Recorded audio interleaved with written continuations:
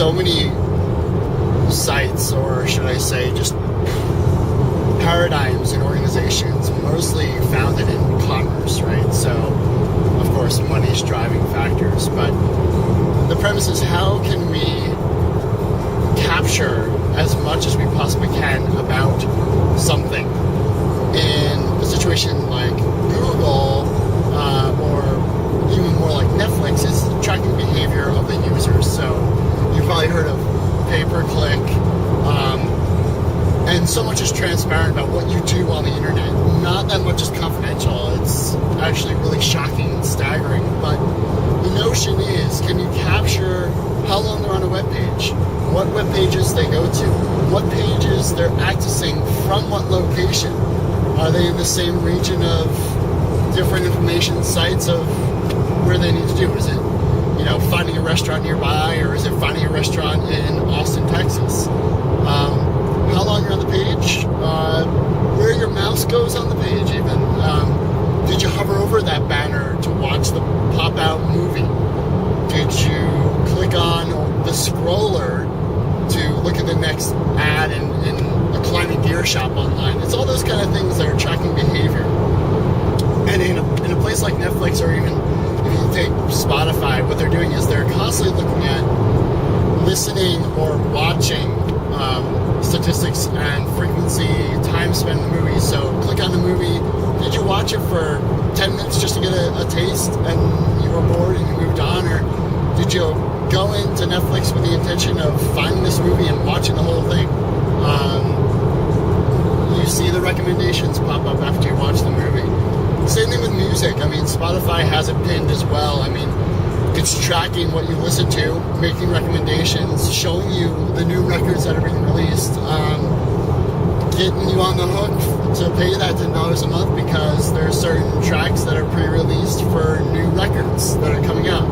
Local Natives had a couple singles out first. I know Titus Andronicus put a couple of singles out, and if you're paying the premium, you get to tap into that. So looking at that kind of modeling in education, it's actually twofold.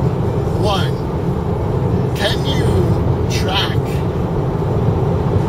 the user? Can you track students and what they do with everything?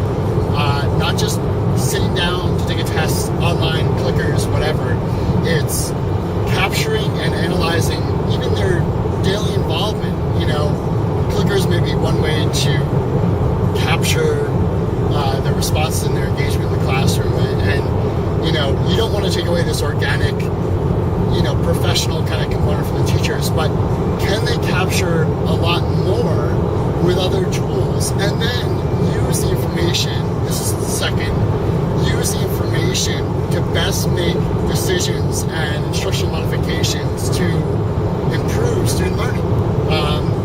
So when it comes time for those traditional assessments where you sit down and you have to channel and fill in the bubbles, push a button, or speak, the student is that much more prepared for that kind of task. And it doesn't become something where it's this curtain call, upcoming stage event. It's really, you've captured it all along. So maybe there's not that much difference between that kind of assessment and what you're capturing. And trying just to boost them, I feel, would be a way to look at assessment and really capture the whole student. Look at the profile of the student. Are they upping their game in every aspect? Not just when it comes time to curtain call for those stages of the interims.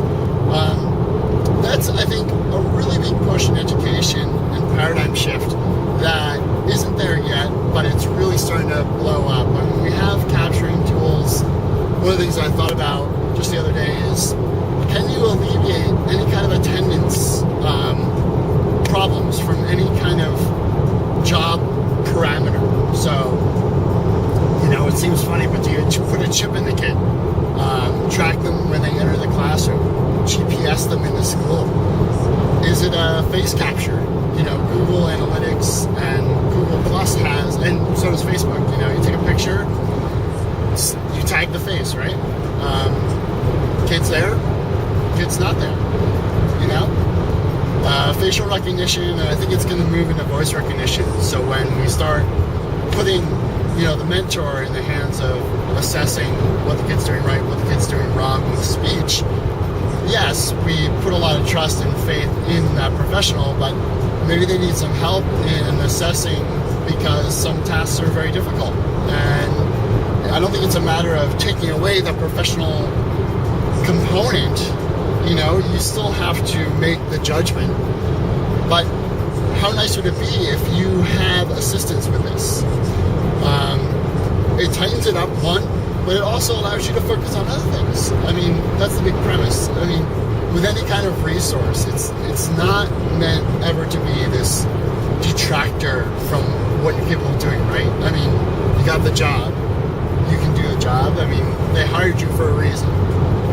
It's using tools so you can better hone in on what needs help and what needs instruction, and still boosting what doesn't, and really kind of keeping those fast-paced kiddos on track with the rocket fuel to get them, to Mars, and also get the people that need to get in the rocket closer,